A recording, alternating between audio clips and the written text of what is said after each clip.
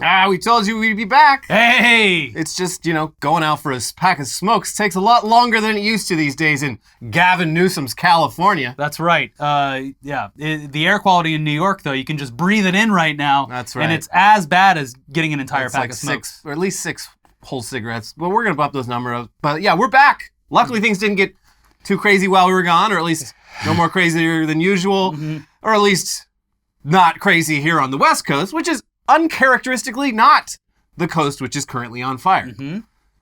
So welcome to hell, New York. We've been waiting for you for a long time. But there's still a lot to cover, particularly a lot of tech news, which is good because this is our tech show. We'll gather up some other stuff in There's lots to talk about. The election, the primary is, it's moving along, baby. A lot to talk about tomorrow or the day after, but for now it's Tech News Day, and we really must address the shocking news that despite Mark Zuckerberg's utter failure at making the metaverse a thing, VR is not in fact dead, at least according to Apple. It's not dead, but since this is Apple we're talking about, it is just prohibitively, absurdly expensive. Inaccessible. The kind of price you look at and you go, what? They are so lucky they didn't give out these headsets to the crowd because, one, everyone would have made off with them. They're like, yeah, I'm going to steal this. But two, they would have had, when they saw the price, it would have been like a Tex Avery cartoon where their eyes would have broken through the glass in the goggles. Yeah, it would have been real bad. Wow, this is pretty, oh my God! How much? Well, it's $3,500. That's right. Yeah, so while every other big tech company, particularly Microsoft and Google, but also even Meta itself, has fully pivoted to AI, at Apple's Worldwide Developer Conference this week, they barely even mentioned AI. They were brave enough to do the other thing. And we salute them for that. And instead, they devoted their biggest reveal to Apple Vision Pro. They didn't even start with Apple Vision or Apple Vision Plus. Pros only, no Joes. It is a mixed reality headset that at first glance doesn't look all that different from the headsets we've seen for years. So has Apple lost the plot here? Didn't they get the memo? Beyond the surface level impressions and the fact that it costs, again, $3,500, thus making it a very niche product. Apple Vision Pro, you gotta hand it to them. It is kind of cool. It's pretty sick, actually. Yeah. It's like, no, I am never gonna own it. And even if I could afford it, I guess. It's just not something I feel like spending the money on. But it looks pretty fucking cool. Yeah, it's interesting. Again, I don't think it's worth the price. I would love to put one on and give it a go for about an hour. I mean, I've seen some interesting breakdowns on like whether or not it's worth it by like comparing the cost of this to like, the cost of having, it's like, okay, well, you can conceivably watch like 7 like 100-inch TVs at once. And it's like, sure. Yeah, you can have multiple monitors for your computer or whatever, and you can see your dead wife and kids through the memories. That's my favorite comparison is the cops are going to love this for the revenge movies. Yeah. Now your dead wife and kids are in 3D. Yes, that's right. Anyways, it is, look. Pretty cool. It's cool. This is a tech show, and we haven't been able to talk about tech that's actually innovative and cool in a long time. That's a good point. Yeah, I miss, back in the day, it was like all these big events, they'd have announcements. People like, oh, wow. Hey, cool, that's something new. That's a thing that didn't exist before. And like this, it's not, obviously all of this is, they're treading on well-trodden ground, but like, I'm like, oh, this is a interesting product. Yeah. They're doing something new. Up until this point, it's like, the camera can zoom 1x times more and look good. Now it's like, hey, buddy, Apple's doing something weird over here. Yeah. Something that has been demonstrably bad for a very long time. Many people have failed at. Yeah, so I like the risk-taking, I gotta say.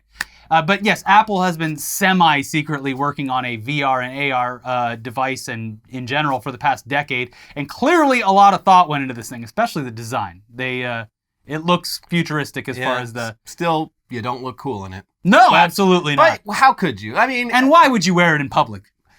It is weird how much they leaned into that. Yeah, because they have to have people accepting of this.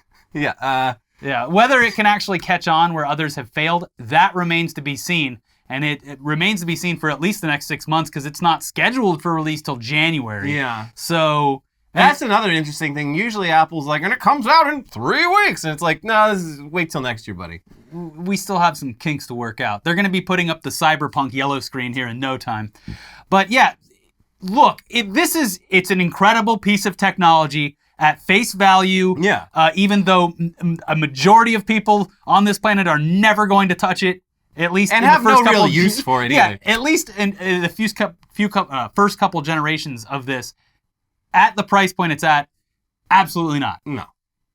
But yeah, so the way that VR/AR systems have been marketed over the years and how that's changed is very interesting. So at first, with Oculus and Valve, gaming was the obvious focus. And then Zuckerberg went all in on the metaverse pitch, and then they kind of backed off of that and started marketing the Quest Pro as a productivity and creativity tool. And Apple's mostly leaning into that productivity and creativity side of things, but they're kind of going all in a very Apple way by pitching Apple Vision Pro as the gateway to what they're calling spatial computing, which is basically the answer to what if your MacBook or iPad screen took up your entire living room and you could control everything with just your eyes and some really subtle hand gestures while still being fully aware of all your surroundings?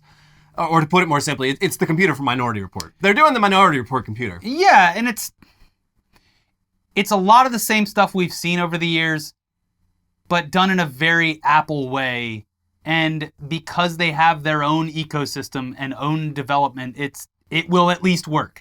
Yeah. That's always been the selling point of Apple. It works. Yeah. Yeah.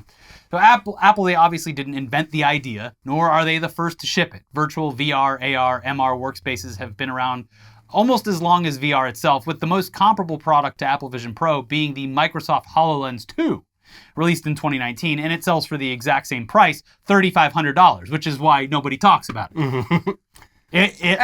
People probably have them, but maybe some bosses have them so they can virtually lean in and make sure that the remote workers are actually working. That's what it's good for. Yeah, but where HoloLens is marketed pretty much exclusively to industry and enterprise, Apple's marketing is much more consumer focused, even if most consumers aren't really in the market for this sort of thing. It's like, oh, you just have the MacBook Air. Well, I have the Mac for no reason. I have the MacBook Pro. I have the cheese grater Mac Pro maxed out, which I can't remember, but every time they release a new Mac Pro, obviously on this show, I go in and I select all the most expensive options. To see what it is, yeah. And like last time, I think it was like at least $50,000 for it. Yes, the joke has always been college students on, $4,000 laptops watching YouTube. Right.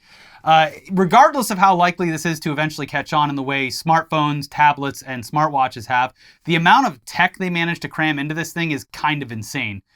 So let's just do a rundown of what Apple Vision Pro is and what it can do. So yeah, it's a headset, obviously, but it's way more AR than VR thanks to having so many cameras and sensors built in. It's like a Tesla for your face. Oh no, my face is on fire! Boom! Well, the battery is separate for a reason. Thank goodness. So yeah, you see what you would normally see in 3D, but with whatever apps you're running sort of floating around you as if they exist in the same physical space as you. Instead of controllers for your hands, like in most VR systems, Vision Pro is controlled via a combination of eye tracking, which works sort of like a cursor, and hand gestures for clicking, scrolling, swiping, and pinching. And thanks to all the cameras, your hand can just be sort of sitting in your lap. And aside from clicking, which involves like tapping your thumb and forefinger together, all the gestures seem to just be the same ones as on a smartphone or tablet. So you're not going to have to learn a new language. And it only requires one hand, folks. Only one. Yeah. Get good with using your left hand for the gestures, because you're going to need that right. No, Apple will never allow porn on this thing. No, they that's the thing, is they have a quick response that says, no, I'm jacking off. I'm not at Club Aqua. I'm not. So that'll be a nice gesture. But Apple created an entirely new operating system for this, and it looks like you can have multiple windows and apps open at once, arranged in 3D space however you like. So, for example, multiple windows arranged like a massive multi-monitor setup, or a 100-foot movie screen 50 feet back. And all this is done thanks to not just a pair of depth-sensing cameras, but also LiDAR sensors that actually map the dimensions of wherever you are in real time. Cool. Yeah, the LiDAR sensors also allow simulated spatial audio that sounds like it's actually acoustically happening where you are, as opposed to just being shot into your ears. I don't even fully understand this, but it seems like very complicated, very scientific, and it's just like, I wouldn't have really cared if the sound didn't sound like it was coming out of speakers, but they did it. They have this on the AirPods, and I had to turn it off because I was listening to Apple Music, and I'm like, the fuck? Where is that coming from? Yeah, it's my ears. You listen to like a normal song, and it's just like, why? I don't want it to be like in each ear different ways when I'm turning my head. It's such a weird innovation. I'm like, who asked for this? Like, it's I don't know who would crazy enjoy listening to music like that, and they market it like it's the next big thing. Yeah, you guys want headphones that sound like speakers? I want it to sound consistent. Yeah. So. And then, you can turn this little dial on top to see as much or as little of your actual surroundings as you want. So you can be watching fake screens in your living room, or you can just like all black, or you can do it in the forest if you want, or the beach. And the 3D camera system also allows users to record those 3D photos and videos of their dead families that will feel as real during playback as they did when they were recording them before the family was murdered by the mafia. And before you went on your revenge fantasy to avenge their death. It is just another it's not morally questionable. It's just like, I wonder if people will have any kind of emotional trauma visiting family members who are long dead, visiting actual memories as if they're real. I mean, they're not interactive. I know that's where it gets creepy. I mean, this is just, Well, without too much longer, using AI to make them real will be something. But yes, even visiting old memories in a fully immersive way seems unsettling to me. I feel like there's a natural human process to grieving. I don't think this is exclusively for looking at pictures and videos of dead people. I think it's just memories in general. I think it's exclusively for looking at it, because otherwise it's like, just go talk to them. Yeah, well, maybe they're not in your physical space, but now your memories are in the virtual space. Like, it's weird. Yeah, maybe if I had kids, like, you take home movies, see your kids grow up, and you're like, oh, it happened so fast, and you can go back and like watch a video of like your kid taking his first steps in 3D. When they're a teenager and they're cussing back at you, giving you lip, you say, you're grounded, and then you put on the headset and look at them when they were kids and actually loved you. I miss what you were like before you learned to wipe your own ass. I hate real you. Cocky once you figured that out. I hate you, Dad. Oh yeah? Put the headset on, because this little guy used to show a lot of love to his father. Yeah. Anyway, it's of course always an issue with these kinds of products that what you see in the presentations looks way better than the actual experience of wearing the headset. And like, it's impossible. You can't show on a screen what it actually looks like without simulating it. Yeah. And so you're always going to be disappointed. The Meta announcing the metaverse thing was the worst example of this, because it's like, oh, I'm in a Pixar movie. And it's like, wait, I'm in a fucking DS game from 2011. Yeah. But it looks like, according to all the people who got to demo it, all the tech journalists who went in, and a lot of them went in very skeptically, that's really not the case. You kind of get what you see is what you get with this. And it's pretty much one-to-one with the ads more than any existing headset on the market. And that is apparently thanks to probably the most insane accomplishment here on the spec side of things, which is, it kind of blows my mind, is each eye is looking at a micro LED OLED screen the size of a postage stamp. That postage stamp has more pixels on it than a 4K TV. I can't even wrap my fucking brain around that. That's innovation, baby, and I'm excited to talk about that instead of Elon Musk. But the other cool thing is that, as far as video chatting goes, because of their closed-in ecosystem, whatever they call it, I can't even remember, but FaceTime works seamlessly. And so this is apparently... There are some interesting aspects of FaceTime that we'll get to, though. FaceTime, but they like match the height and the room space and everything, which is... Yeah, and you can just like I'm going to put your face over here, put your face over here. So I guess that way, visiting my parents or my nieces, it would feel more nice than just calling, I guess. I don't know. Apple Vision Pro also attempts to solve an inherent problem with this kind of product, which is that even if you are fully aware of your surroundings, thanks to the cameras, to the other people in the room, your face is still mostly covered by a headset. You look ridiculous. Yeah. Please take that thing off. Look me in the eye. Apple's solution is an outward-facing display that automatically reveals your eyes to people that it detects around you. Okay, and interestingly, it seems that it's not actually the user's eyes that are displayed. It's some sort of real-time AI recreation of their eyes based on sensor data and a 3D scan of the user's face. This is Homer Simpson sitting in the jury, putting on his sleeping glasses. Yeah, it's and for some reason this stuff creeps me out. When I tested out that NVIDIA eye contact OBS feature like a year ago. Oh yeah. Where like it adjusts so you're even if you're looking camera. at the screen, like you're always looking at the camera, and like watching the playback of that, I was like, this is so fucking weird. Like those aren't actually my eyes. And the eyes are the window of the soul. And so like yes, you're making eye contact with someone wearing this fucking headset, but you're not. You're looking at not even just like a video representation of their eyes. You are looking at fake eyes. Those eyes are not real. I wish they would have a sensor where if a hot chick walks by, that goes, "Awooga!" Yeah. And it fake breaks the glass Boom. and they go all big. Yeah, come on, Apple, have some fun with it. Yeah. Similarly, Apple has attempted to solve the issue of video chatting while wearing a big old headset on your face. Yeah. Meta's solution to this was using all that sensor data on the headset to rig up basically a cartoon puppet version of the user. Apple's digital avatars use the same sort of approach, but with a photorealistic version of the user based off of 3D face scans.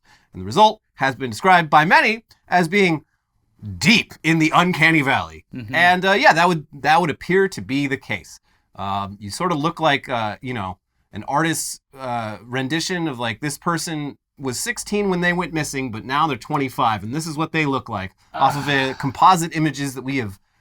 It gives me that vibe. You're going to be able to like, I want to see my parents, but when they were my parents, not like elderly, when I was living at home. So I'm just going to turn down the age of my mom and dad.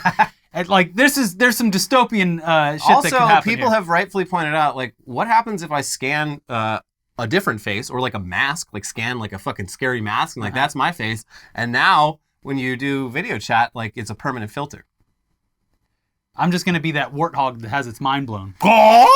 But yeah, I mean, you're not looking at the person you're talking to. You're looking at a photorealistic sort of puppet of their face that seems to be highly accurate, but also still has that special sauce of just something being a bit off. Especially because it's someone you would assume that you know deeply. Yeah. So you're looking at it and you're like, there's something off about this. Yeah, I'd almost rather talk to a cartoon. Yeah, maybe. And if we're going to have like a serious conversation, take the fucking headset off and call me on the phone. You fucking piece of shit. Or just come visit. One feature that's actually very appealing is that if you have a Mac computer, you can pair Vision Pro with it wirelessly and have the gargantuan multi-monitor behemoth display of your dreams. Your thoughts are now reality. And this is the thing that appeals to me most. Yeah, this is appealing in a normal work setting doing creative work, or really any work, but it's especially appealing to be able to take that kind of display setup on the road with you and just fit it in your backpack. Maybe that's just from years of trauma having to edit videos on a laptop at events like Comic-Con, but being able to turn any hotel room desk into a big screen 3-monitor workspace, it would have made things so much easier. Yeah, that, like, for me, that is the number one selling point. If I was still going on the road all the time, editing, like, quick turnaround pieces on a fucking 15-inch screen, like, throw down the 3500 so I can have all these monitors and work as fast as I want. I would have definitely told Machinima to spend that money for us. And at a certain point, they would have just signed that check. They're like, our money's not real anyway. Yeah. It's a write-off, and we need as many write-offs as we can. And then, much like the equipment that we're filming on, we would have stolen it from them when they let us go. It was given to us with a wink and a nod, but it was given to us by Nobody's someone. going to know that that's going missing. Yeah. If you're watching this from, if David Zaslav is watching this, we didn't steal from you. We stole from 3 CEOs ago. So this was purchased before Warner Brothers ever got it. It was, and why would you want a C100 anyway? This camera's 10 years old. Come and take it. It's good enough for us. Anyway, as for power consumption, they made the interesting choice of having the battery pack completely separate and tethered to the headset so you can keep it in your pocket, or what I would assume is one of those cool clips that old people wear on the side of their belts. That's right. But yes, it makes the headset itself much lighter, and I would assume much less hot after a while of use. Mm-hmm. It still only supports 2 hours of battery life, which is probably good. You should probably enter reality again. Yeah, go touch some grass, plug it in. But you can also just plug it into a wall or your computer if you're not moving all over the place. Yeah. Yeah. Just get in the lazy boy and plug it in. That's Get right. wild with it. So anyway, interestingly, Apple seems so intent on differentiating itself from Meta that there is not one mention anywhere of anything even resembling any sort of metaverse in any of this marketing. And yeah, even gaming, which started the whole VR craze about a decade ago, is conspicuously absent, aside from showing someone playing a game with a PS5 controller, but on a virtual 2D screen. So they're playing a game that they would normally play on a TV.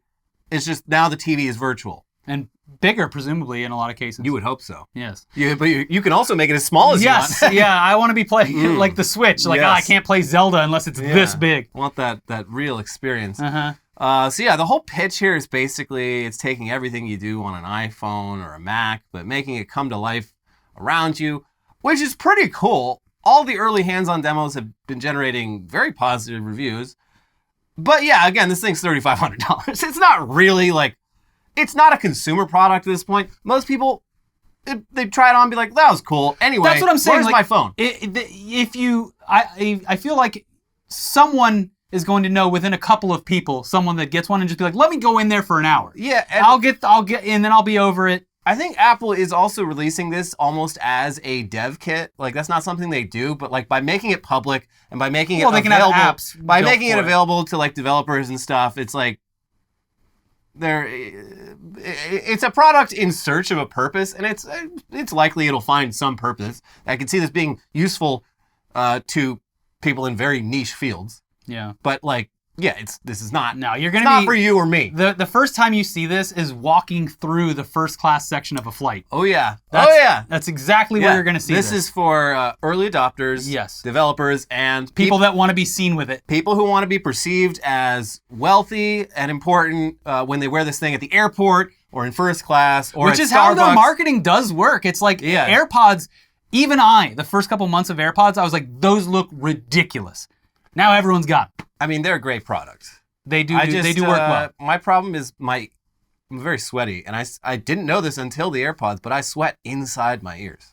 Oh. I didn't even know there was pores in there. You could probably find some sweat-proof maybe caps on it somewhere. It's as long as I don't like go like this. Yes. I'm good. Mm-hmm. But yeah. So yeah, I mean, it's not for you, it's not for me, but it exists and it's cool and it's by far the most exciting VR product we've seen in a very long time. Yes, and look, we're talking about a tech product that is innovative, new, somewhat exciting. I fucking love science. And as all original tech products should be, prohibitively expensive. That's right. Yes. The poors can't get their grubby little hands on this thing. No. This is for the upper tiers. For the elite. Yes. Anyways, moving on now to some other news from the category of science fiction becoming reality. It is, once again, time to talk about aliens. There's been no shortage of alien news, or at least UFO news. Sorry, UAP news for the past few years, including videos shot from military aircraft and statements from former government officials. And this week, the science website The Debrief published an article that, assuming it's not complete bullshit, is pretty damn intriguing. Just look at this headline. Intelligence officials say U.S. has retrieved craft of non-human origin. Okay. My curiosity has been piqued. You go on. The source of this claim is a former intelligence officer and decorated former combat officer in Afghanistan named David Charles Grush, who worked with the DoD's Unidentified Aerial Phenomena Task Force from 2019 to 2021. So relatively recent. Yeah. Very recent, in fact. And he says that information about its discoveries are being illegally withheld from Congress. Yes, this guy's job, because Congress, like, over the last few years has been like, oh, no, we'd actually like to look into this. And his job was sort of like being a liaison. Mm-hmm. And he found stuff and he's like, I'm taking this to Congress. And I'm like, no, you fucking aren't. No, you aren't. He's the bouncer. But yeah, here's the part you really want to read. Yeah. Grush said the recoveries of partial fragments through and up to intact vehicles have been made for decades through the present day by the government, its allies, and defense contractors. Analysis has determined that the objects retrieved are of exotic origin, non-human intelligence, whether extraterrestrial or unknown origin, based on the vehicle morphologies and material science testing and the possession of unique atomic arrangements and radiological signatures, he said. In filing his complaint, Grush is represented by a lawyer who served as the original intelligence community inspector general. Quote, We are not talking about prosaic origins or identities, Grush said, referencing information he provided Congress and the current ICIG. The material includes intact and partially intact vehicles. What? Yeah, Grush isn't some lone crank. The article quotes several other military and intelligence figures who back him up. Carl E. Nell, a recently retired Army colonel and current aerospace executive who was the Army's liaison for the UAP task force from 2021 to 2022 and worked with Grush there, characterizes Grush as beyond reproach. Christopher Mellon, who spent nearly 20 years in the U.S. intelligence community and served as the Deputy Assistant Secretary of Defense for Intelligence, has worked with Congress for years on unidentified aerial phenomena. Quote, a number of well-placed current and former officials have shared detailed information with me regarding this alleged program, including insights into the history, governing documents, and the location where a craft was allegedly abandoned and recovered, Mellon said. However, it is a delicate matter getting this potentially explosive information into the right hands for validation. This is made harder by the fact that, rightly or wrongly, a number of potential sources do not trust the leadership of the All-Domain Anomaly Resolution Office established by Congress. Continues, Jonathan Gray is a generational officer of the United States intelligence community with a top secret clearance who currently works for the National Air and Space Intelligence Center, NASIC, where the analysis of UAP has been his focus. Previously, he had experience serving private aerospace and Department of Defense Special Directive Task Forces. Quote, the non-human intelligence phenomenon is real. We are not alone, Gray said. Retrievals of this kind are not limited to the United States. This is a global phenomenon, and yet a global solution continues to elude us. And from elsewhere in the article, his assertion concerning the existence of a terrestrial arms race occurring sub rosa over the past 80 years focused on reverse engineering technologies of unknown origin is fundamentally correct, as is the indisputable realization that at least some of these technologies of unknown origin derive from non-human intelligence, said Carl Nell, the retired Army colonel who worked with Grush on the UAP task force. In a 2022 performance evaluation, Laura A. Potter, Deputy Chief of Staff for Intelligence Headquarters, Department of the Army, described Nell as an officer with the strongest possible moral compass. Yeah, so again, these aren't just cranks. These are people putting their professional reputations on the line to claim that basically top secret parts of the U.S. government and intelligence agencies have been sitting on decades worth of hard evidence of alien spacecrafts and technologies that they refuse to acknowledge. I mean, this is crazy enough, but in another interview with News Nation, Grush said, we're definitely not alone. The data points quite empirically that we're not alone. When you recover something that's either landed or crashed, sometimes you encounter dead pilots. And believe it or not, as fantastical as that sounds, it's true. Okay, so, fuck. What's going on? What are we supposed to do with this information? And yes, it is right to be very skeptical of these sorts of claims. But if this is a psyop, baby, what is the goal? Yeah, what am I trying to be distracted from? Like, I don't want to just eat this up, but like, if this is fake, if they're pulling my leg, to what end? Where are we going with this? Yeah. Is it the Apple headset? Yeah, by the way, we don't just have spaceships, we've also got bodies, like, you know. We reverse engineered their eyes to get microscopic 4K displays inside the Apple Vision Pro. They're literally describing like the Area 51 in the movie Independence Day. Yeah. They're like, yeah, you know, we've had this shit here all the time. We got an alien in a tank. Look at that shit. Hey, you think you're a bad enough pilot to get in this thing and do a couple laps? Yeah, Let's what see the fuck is going on? Yeah. This is wild. What do I do? Nothing. We enjoy it. I enjoy it. I guess. But they haven't killed us all yet, so they're obviously not too pissed about us finding this stuff. Yeah, if they wanted to, they would have by now. Yeah, so Probably, just enjoy the sideshow. Yeah, let's not focus on this, though. You know, a lot of things are going woke.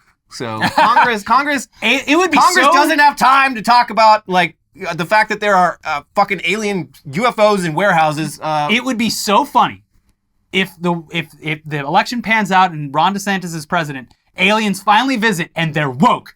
I know. They probably have like 3 genders. Yeah. 2 dicks, 4 vaginas. Yeah. The aliens have gone woke. Yeah. What are you going to do? What are you going to do, Ron? Yeah. Gotta cancel these aliens. That's right. That's how the world ends. That's right. Yeah, they just press one button and we're gone. Fair enough. We deserve it. That's right, we do. Anyways, I guess this is interesting, concerning. Congress should be looking into this. Look into this. I am intrigued. Yeah, you have I just love the past 5 years. We've gone from, all right, maybe. Yeah, some weird stuff happens out there sometimes. To people like honestly being like, hey, everyone, by the way, this is all real and it's happening. The guy, this Grush guy, like the picture of him in the article, it's like literally him is like, here's all my medals. Anyway, aliens are real and I've seen them. This is said with the same kind of like importance and urgency as the ChatGPT guy being like, regulate us, please, for the love of God. Fucking hell. Anyway, yeah, that's fucking crazy. There's links below to all of our sources if you want to read that whole article. A lot going on there. It goes into a lot more detail about all this. But we can't just sit here dwelling on the possibility of extraterrestrial visitors to Earth all day, or we'll go fucking insane. Yes. We have to move on, and we have lots of other news to cover, and that, of course, includes AI news. We took a break and AI still exists? I know. But yeah, here's some AI news that's almost as existentially terrifying as that last story. The U.S. Air Force apparently handed over full control of a drone to an AI, and the AI murdered the drone's human operator. Oh, wait, hold on. Turns out that this was just a computer simulation. No one got killed, and thank God. But does the AI know that it was just a simulation? Oh, wait, hold on. Again. Turns out that didn't happen either, and this was all just a case of miscommunication. Okay, so what the hell did happen? Here's Motherboard. A U.S. Air Force official who was quoted saying the Air Force conducted a simulated test where an AI drone killed its human operator is now saying he misspoke and that the Air Force never ran this kind of test in a computer simulation or otherwise. Quote, Colonel Hamilton admits he misspoke in his presentation at the FCAS summit, and the rogue AI drone simulation was a hypothetical thought experiment from outside the military, based on plausible scenarios and likely outcomes, rather than an actual U.S. Air Force real-world simulation.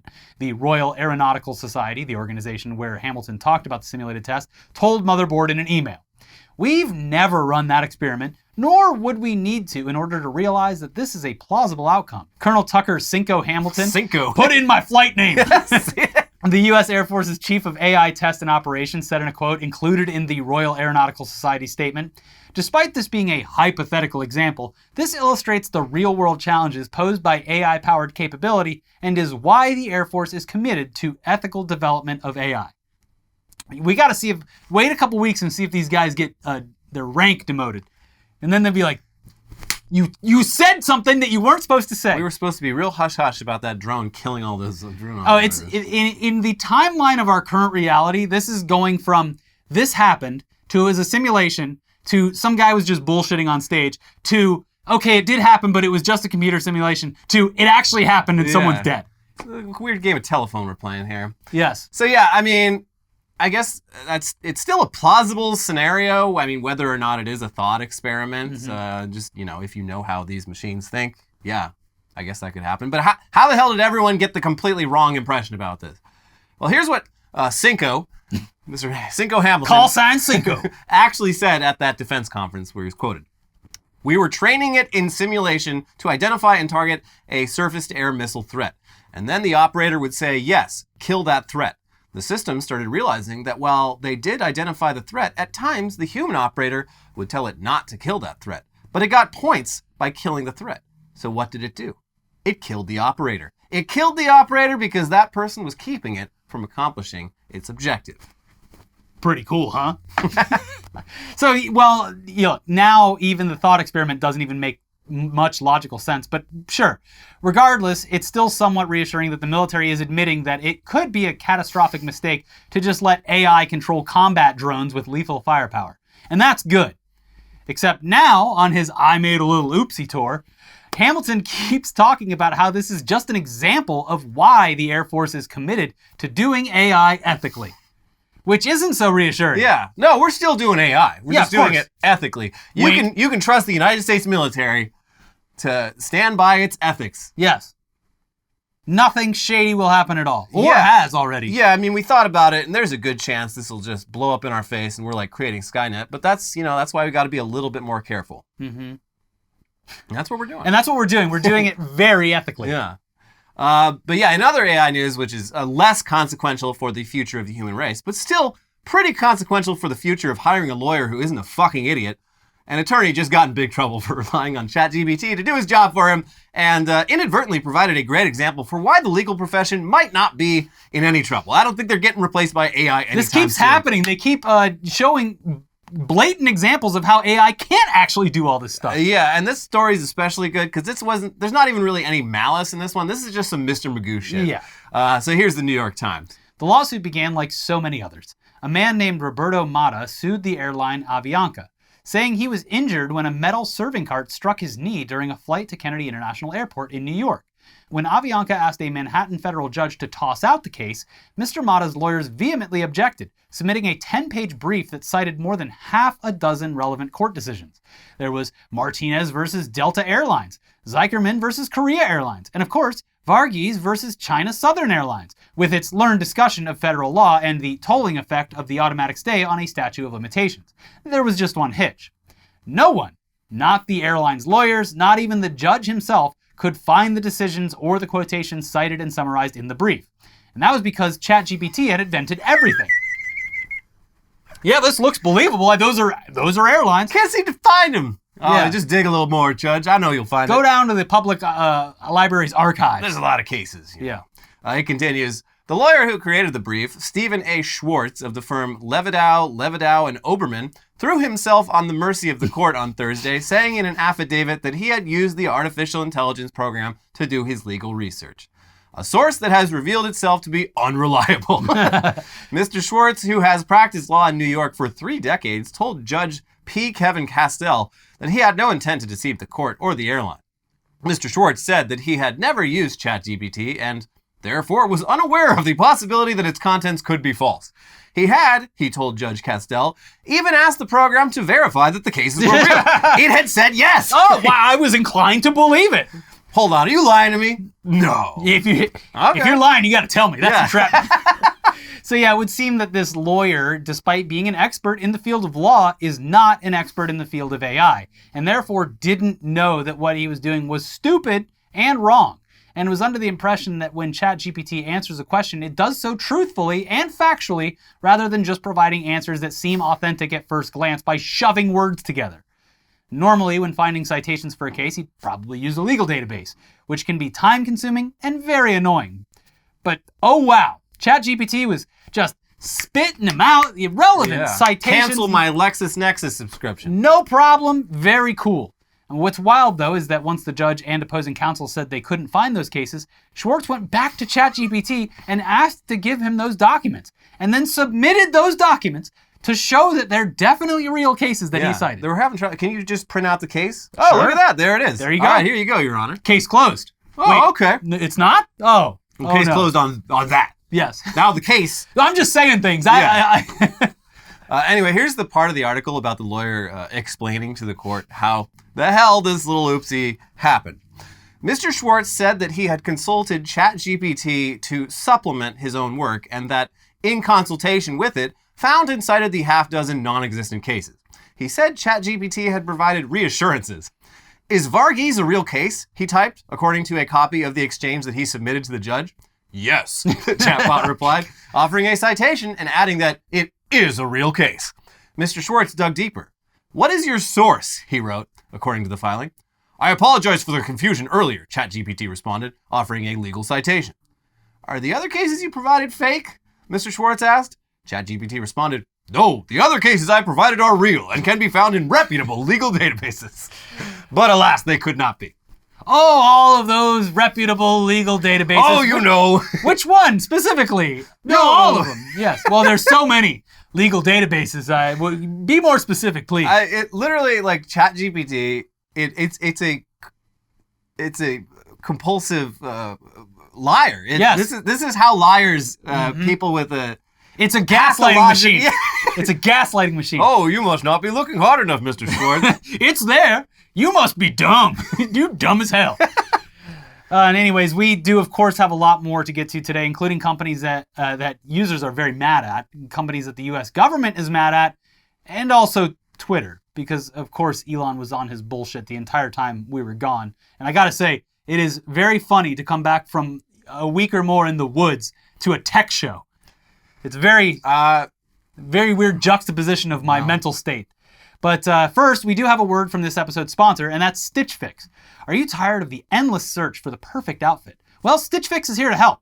Using their online platform and personal stylists, you'll have access to a custom wardrobe that fits your style and your budget. Stitch Fix is the easy way to get clothes that fit you without having to endlessly scroll through options. All you have to do is answer a few questions about where you typically get your clothes from, what you like to wear, and your price range.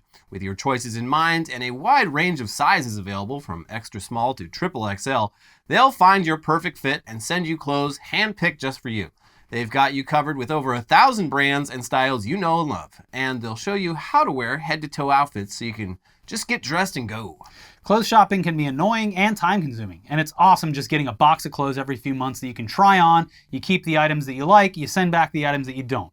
It's the easiest way to keep your wardrobe refreshed as often as you want or as infrequently as you want without having to leave the house.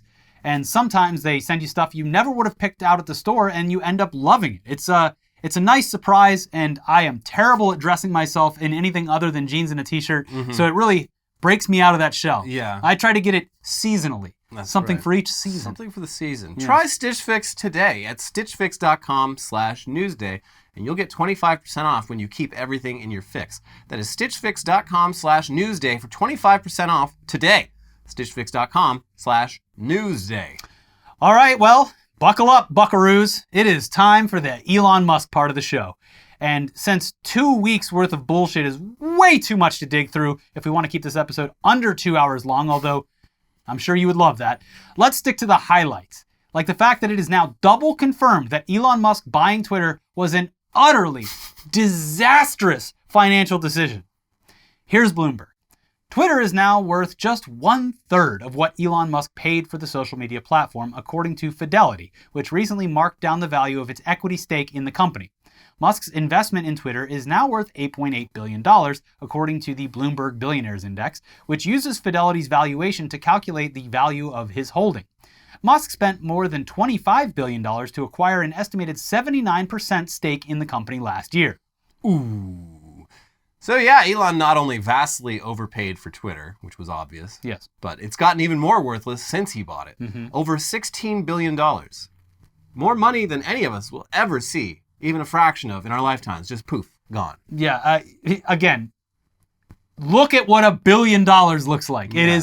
It's easy when you just say the word, but my God. It's unfathomable. Yes. Anyway, and yeah, that's just from what he personally invested. Another $19 billion that went into the purchase, the full $44 billion purchase, came from other sources. And those people are probably, I would imagine, not super happy with how their investment is turning out. But that's what you get for betting on a social media company run by a guy with zero social media experience, or just zero social experience, if we're being fucking honest. Yeah. An asocial social media CEO. Yeah. You get what you pay for. And meanwhile, the bleeding, the financial bleeding, continues unabated. The man has absolutely no clue how to steer his company to profitability. And that's as true now as it was 7 months ago when he bought it. It's been 7 months. Time flies. Here's the New York Times. Elon Musk recently said Twitter's advertising business was on the upswing. Almost all advertisers have come back, he asserted, adding that the social media company could soon be profitable. But Twitter's U.S. advertising revenue for the 5 weeks from April 1st to the first week of May was $88 million, down 59% from a year earlier, according to an internal presentation obtained by the New York Times. The company has regularly fallen short of its U.S. weekly sales projections, sometimes by as much as 30%, the document said. That performance is unlikely to improve anytime soon, according to the documents and 7 current and former Twitter employees. Twitter's ad sales staff is concerned that advertisers may be spooked by a rise in hate speech and pornography on the social network, as well as more ads featuring online gambling and marijuana products, the people said. The company has forecast that its U.S. ad revenue this month will be down at least 56% each week compared with a year ago, according to one internal document. Is that bad? I think that's bad. So yeah, I mean, ads have historically made up 90% of Twitter's revenue. So yeah, pretty bad. But yeah, look, Elon has made some efforts to diversify Twitter's revenue streams. For example, by completely destroying the verification system and turning it into a pay-to-win scheme for the most annoying people alive. But yeah, as we've seen, not enough people are actually buying Twitter Blue to make much of a dent. And overall, whatever value it adds financially, is more than offset by the value it removes from the average user's experience actually using Twitter. It fucking sucks now. Yes. Prioritizing posts by $8 blue checks also removes value, not just for users, but for advertisers who understandably preferred it back when their ads didn't show up right underneath, just like straight up unvarnished hate speech. And as we've seen, any time that Elon does a decision that is something that he is learning on the fly, how old Twitter operated, the people who are his biggest supporters, Elon, end up canceling their Twitter Blue thing. So Yeah. that I can't imagine that this is going to be a continually growing paid option. he is Elon's relationship with like the right wing is very interesting because he's basically like he's the uncool nerd in high school whose family is rich and had a sick pool. Yeah. And so They use him for the access. Yeah. They don't like him and he's annoying. Well, that's what but makes me nervous about he lives to please. He wants friends. That's what makes me nervous about the financial stake and who has it in the company, who wants to see returns on their investment, whether that is, well, it's not going to happen financially, but maybe they can do something else with it. So the fact that Elon himself keeps interacting with racists and transphobes on his own website and keeps doing shit like saying George Soros is trying to destroy the world, it's not helping either. And here's a great line from the article that really sums up the problem. Mr. Musk has promoted new tools known as adjacency controls, so advertisers can keep their ads away from tweets containing specific keywords or posts by certain users. Some advertisers are using the tools to keep their content away from Mr. Musk's tweets. 4 people familiar with the situation said, yeah, I believe it. That makes I believe sense. Yeah. And yeah, for an even more perfect example of Elon Musk's Twitter presence actively destroying himself financially, he went to China last week and he didn't tweet for 2 whole days because of the Great Firewall. And after not tweeting for 48 hours, suddenly he was back at number 1 on the Bloomberg Billionaires Index. Just shut the fuck up. Correlation isn't causation, Yeah. but still, maybe this is a sign from the universe to just shut the fuck up. Good things happen to those who shut the fuck up. Exactly. But hey, that new CEO, Linda Yaccarino, she has officially joined Twitter. The most boomer tweets possible. So yeah, things could perhaps turn around. Despite her years of experience in ad sales, the whole reason she was hired, she's definitely got her work cut out for her, especially based on what appears to be the owner of the website not taking any of her suggestions to heart. No. About, and the tweets of her the that I've problem. seen, they read like someone who is very old who joined Twitter like 10 years ago. Like, going down to the mall this week, what should I pick up? Yeah. Hashtag shopping. Yeah, it's like that.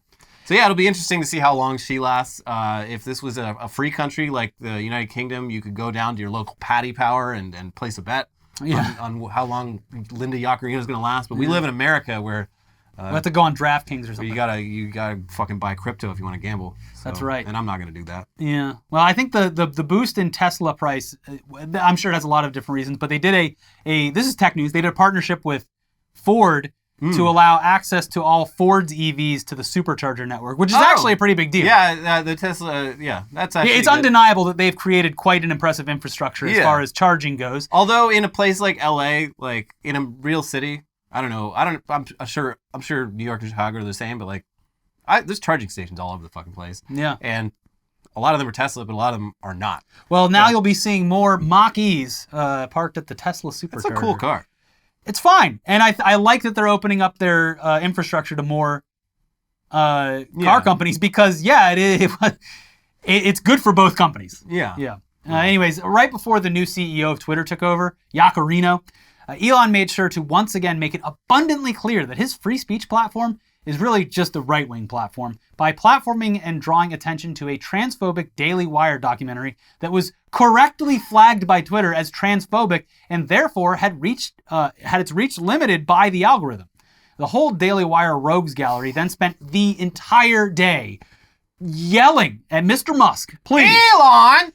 about free speech and blah, blah, blah, until he relented under pressure and not only removed all the limits on the post, but shared it to his own timeline with the message, every parent should watch this. He literally has a trans child who understandably refuses to wants to talk to completely him, distance changing himself their from him. name to not have the Musk taint on their Yes. experience. Yeah. So great dad, this Elon guy. Musk in the Daily, he's not getting a card. Father's Day is right around the corner.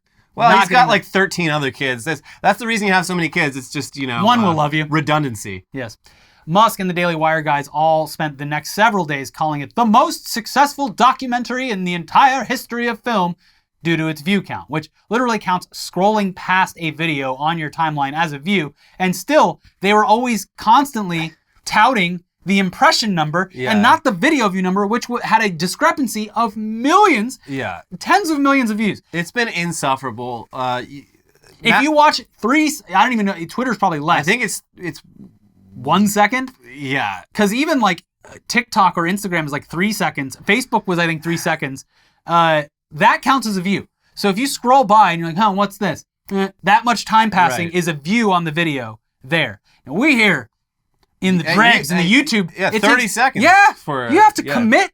Yeah. You got to watch at least 30 seconds of our babbling to count as a view. Matt Walsh has been insufferable. I mean, more than usual. He's always insufferable. He's selling so many baby dolls. But that baby shit's fucking weird. But yeah, he's just like, he's literally proclaiming, like, this is the most successful documentary in the history of film. Step aside Errol Morris, step aside Ken Burns. The best. This is the most watched documentary ever. And then he posts a screenshot of Rotten Tomatoes. Why are no critics watching this?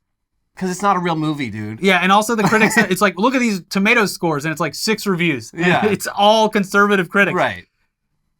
NationalReview.com.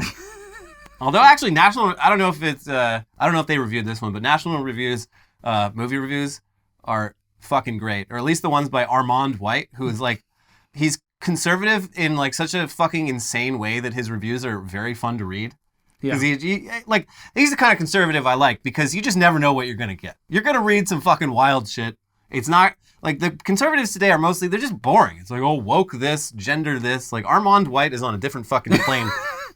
I like our friend Kat goes and immediately, instead of reviews, reads the parental guide. Oh. She's very wholesome and does not want to see anything too gory or sweary. Right. So reads the parental guide on IMDb before seeing any movie. Yeah, Doesn't, the reviews are the reviews, but I got to make sure that this is wholesome enough. Yeah. Yeah. Go to like focusonthefamily.com. Yeah. Also, those parental guides are always funny because, like, if you read like the Evil Dead Rises one, it's like obscene gore, eyeball popping, like they're reviewing movies that no Christian family would ever fucking watch, or even be curious about watching, but like they have to do it because and describe in detail what commitment is to the going on. job. It's like every day asking the Lord for forgiveness. Like, I'm doing this for a reason. I'm not watching these movies because I like it. I'm watching it because I hate it. Yeah, I saw Evil Dead Rises and had to do so many Hail Marys you are not gonna believe. It's a good movie. Uh-huh. Anyways, in the aftermath of that whole thing, some of the few remaining Twitter higher-ups decided that they'd finally had enough. Here's NBC News. The chief of Twitter's Trust and Safety Division, Ella Irwin, left the company that same day after a tenure leading its efforts around content moderation. A second executive, AJ Brown, whose job was to reassure advertisers that Twitter was a safe place for their brands, also decided to quit, the Wall Street Journal reported. A third person, a program manager who worked on brand safety, said on her Twitter profile that she was now ex-Twitter. Musk said in a tweet Friday that the departures were related to his decision to allow the conservative outlet The Daily Wire to post, "What is a woman?" a decision that thrust Twitter back into a raging cultural debate. He's trying to make himself a martyr. I don't care how badly this company ends up. I'm doing this to placate Matt Walsh and Ben Shapiro. The coolest guys in the world. And Jordan Peterson. Oh, what a wonderful... who's that other guy? Dream... Michael Knowles. Dream blunt rotation. Yeah. And that Jeremy Boring guy. Yeah. Like, oh, man. Imagine all the cool shit they get up to down at the Daily Wire. Candace Owens, it's more of a boys club, but Candace, you can come. Come on in, Candace. Talk that shit. Spill the tea, sis. Tell us about Steven Crowder being a weirdo. I haven't checked in on him in a while. Wait, yeah, no, he got kicked off YouTube for having Alex Jones host his show before he left. Yeah. And he got really mad about it, even though it's like... This is a very You literally well-publicized did this in order to get banned. Like, it wants to be a fucking martyr so badly. Anyways, sure, free speech means allowing content like this to exist in the marketplace of ideas, even if you disagree with it. But unlike the marketplace of ideas, the actual marketplace, The marketplace of money clearly doesn't like the vibe that Elon is creating with his leadership style. Advertising on the website owned by the guy that officially kicked off Pride Month by promoting an extremely transphobic movie is understandably not what a lot of advertisers are into. And going back to the Apple thing, they announced that they're pulling back their Twitter ad spend as well. They don't need it. Yeah. It's not worth it anymore. Anyways, happy Pride to those who celebrate, like NASCAR. Yeah, that's right, baby. Vroom, vroom. Yes. YASCAR. Yeah, YASCAR. And anyways, go fuck yourself to Elon Musk and the Daily Wire. And anyone else watching this who's transphobic. You can eat my why are shit. you watching this far in? Go fuck yourself. Yeah, you've already left your mean comment, and Yeah. you left 30 seconds in, thus giving us the view, but leaving before hearing us talk. Thank you for that. Moving on now to some crypto news. We'll be very brief about this. Please. This is the first crypto news we've covered in a long time. Oh no, is crypto back? Haha. No. Quite the opposite. This is actually great news because crypto is even more fucked than it already was. Oh, baby. It's over. Yeah. We're not going to waste any time making any sense of this news. My least favorite part of crypto was having to even attempt to understand what the fuck is going on to even talk about it. But no, not going to bother with that anymore. Basically, the SEC is coming after Binance, the world's largest crypto exchange, for breaking a ton of laws. And their case, at first glance at least, seems pretty solid, at least based on this section of the SEC's complaint, where Binance's chief commercial officer is quoted as saying, "We are operating as a fucking unlicensed securities exchange in the USA, bro." Ladies and gentlemen, we got him. I'm in Nancy Pelosi's office. And yeah, on top of that, the SEC is also going after Coinbase for what sounds like similar but less serious financial crimes. Yeah. Still serious enough to be very bad news for crypto as a whole. Basically, the SEC is finally like, oh, yeah, no, crypto tokens are stocks. You're doing securities. There's not any difference. That's just what you're doing. You're doing a stock market without any fucking rules. So, I can hear it now. I can hear it now. That's FTX 2.0's music. It is hilarious, like with Binance specifically, because when FTX was crumbling, Binance was like, well, it's a shame. We would never do It's a shame about them. And like, from what it sounds like, Binance was doing the exact same shit, just like moving money around without like any oversight, just playing with house money. So yeah, get fucked, everyone. Sorry, crypto's over. Woo woo. Anyways, finally, people are mad at Twitch and people are also mad at Reddit. On the Twitch side of things, they released new guidelines about brand integrations that specify stuff like how much screen real estate sponsor logos can take up, but they also just straight up banned playing burned-in video ads, i.e. playing a commercial in the middle of a stream. And branded content is still allowed, but a lot of big Twitch creators seem to be very mad about this and are threatening to leave the platform over it. Did you see, there was, I don't know if that's the update, but there was an update. Twitch straight up tweeted like, "Hey, yo, well, I'm sorry. No, we made a big mistake." They stood by it. Basically, it sounds like, so some creators are genuinely mad about this. I don't watch Twitch, but I wasn't aware that people literally just press play on a commercial. Which, like, yeah, I can see why Twitch wouldn't really want that. Like, I don't think YouTube allows that either. Like, we couldn't just put like a commercial for Stitch Fix in this episode. We have to do it the way we do it. So yeah, people are getting mad about that, and I think like it'd be much easier if we could just put it. I know, but yeah, just through osmosis, people got like maybe streamers are a little dramatic, but well, yeah, drama creates more views. Yeah, so Twitch clarified they're like, no, you can still do branded content because I think a lot of people got the idea like, oh, branded content is gone, but yeah, I mean, people understand like Twitch is already, you make way less money on Twitch now than you could a couple years ago. So it's just another thing. People getting mad at Twitch and like, we're leaving. It's like, where the fuck you going, bitch? Where you going? To YouTube, where there's like zero discoverability for live streaming. What are you gonna do? Yeah.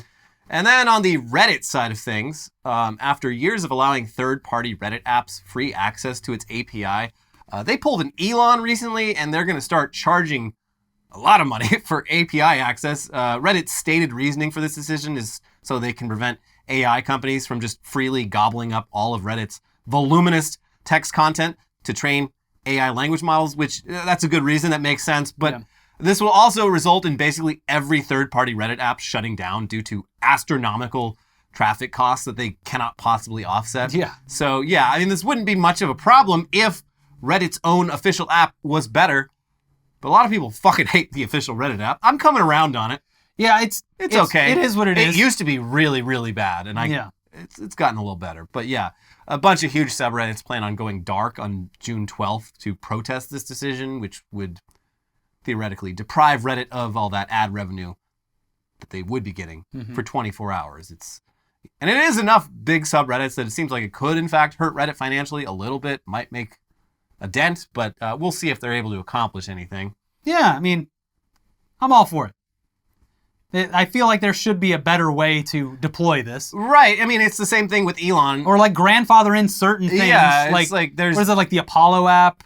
Right, yeah, that's a big one. I mean, there's like so many Reddit reader apps, and like, yeah there's got to be... It's the same with like Twitter, where it's like, look, some people's uses of APIs are... Good, actually. Good, and you should want them around. They streamline your service in a way that you cannot scale. And like, yeah, with Reddit, it's like a lot of people will just stop coming to Reddit if they can't use their favorite app, which would be bad for you financially. So maybe you maybe you make an exception.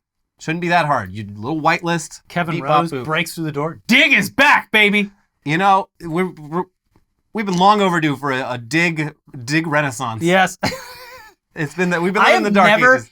If you didn't live through it, if you're too young to remember, there was never a heel turn, a complete... It took 1 week. Yeah, 1 it week was from done. Dig to... It literally was the first website I'd go on. Like, it was the biggest website in the world to absolutely nothing in a week. I can't even remember what they did, but whatever they did... No, it was a design. It was a UI change or whatever. It was a design change. From what it used to be into just a new design. Yeah. And I mean, it was already being exploited heavily by then. But yeah, Reddit used to be this like, not underground, but like more niche kind of version of Dig. Much more hideous. Yes. Even like Reddit now looks like shit, but like if you go back and look at like the old version of Reddit from 10 years ago, it is not a welcoming user experience. Yeah. But yeah, that's the story of how Reddit... became what it is. Yeah, it was like, it was not a popular website It rose from the ashes of Dig. Yeah. And now it's time for Dig to return. It's time for Dig to dig itself out of its grave. Yes. Anyways, yeah, that's our episode. If you haven't, we've been gone for 2 weeks. So I don't know why assuming you watched. Yeah. We have to put 2 videos there. I don't want to not put them there, but yeah. Just watch them. Just watch them or don't. Yeah. Watch them again. We'll be back with some more news to catch up on. We have a lot of catching up to do. Oh, yeah. So we'll be back with more news to catch up on soon. In the meantime, make sure you're subscribed to the channel. Make sure you like the video. Remember? I almost forgot to say it. We've been gone so long. We've been gone so long enough that the algorithm now thinks we're dead. Yes, so you have to engage. You got to do all the things. Please, because we've been gone, watch this video twice and like it 5 times. Don't actually just like it once. It'll go back and forth. You don't want to do that. 1, 2, 3, 4. I mean, maybe tell a friend. Like it any odd number of times. Just like the video. Leave a comment. Do all the engagement things so we can get back into the algorithm again. Because if this video gets 10 views, I'm going to be very upset. We'll never be able to take a vacation again. This long-ass video. Fuck. Yeah. All right. We'll see you soon. Bye. Bye.